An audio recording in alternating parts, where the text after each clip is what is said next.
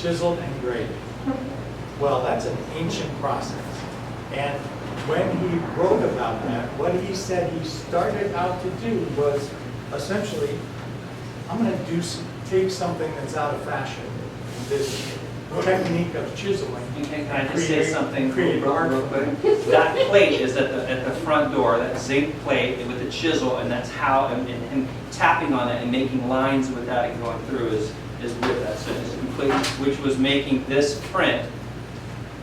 Which this is not a signed print, this is the last what I have. And this is an example of stippled etching, line engraving, and chiseled engraving. And what it was Theo took chiseled engraving, which used to be for decorative arts, and they'd have these big magnifying glass and lights and a little turntable. And Theo took his big old zinc plate, nailed it down on a table, and then took the hammer, because he wanted to get a richness of the black ink that he couldn't achieve with just the burin or the stippling.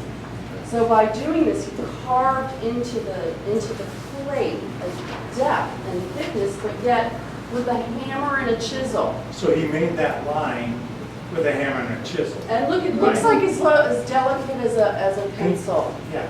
So there's art in this, right? There's art in that technique.